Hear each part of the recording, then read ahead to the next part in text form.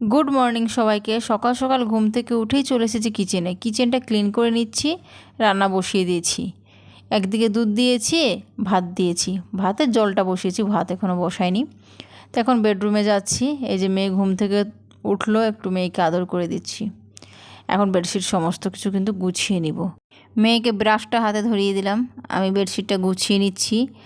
আর আমার কর্তামশাই ওদিকে সমস্ত কিছু খাবার রেডি করছে।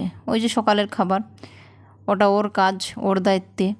বিয়ের পর একটা মেয়ের লাইফে সবথেকে বেশি যার গুরুত্ব, তিনি হচ্ছেন বর। যদি পাশে থাকে তাহলে আর কোনো কিছুই দরকার হয় না। মেয়ের চুলটা একটু বেঁধে দিলাম, আর আমার মেয়ে একদমই চুল কাটতে চাইছে না।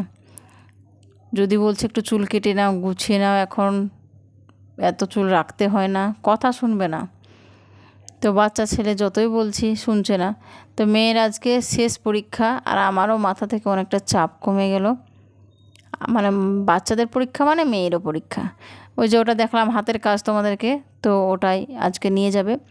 খাবার রেডি, সমস্ত কিছু রান্না কমপ্লিট। একদম সিম্পল রান্না করেছি, তাড়াতাড়ি ওকে স্কুল পাঠাতে হবে।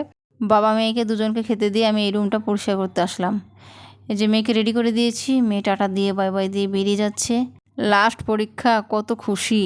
আর বর এই যে গুরুত্বপূর্ণ একটা জিনিস ফেলে গেছে, মাউস, তো এটাই ওকে দিয়ে দিচ্ছি। ফোন করলো, নিচে দিয়ে যাও, তোকে দিয়ে দিলাম।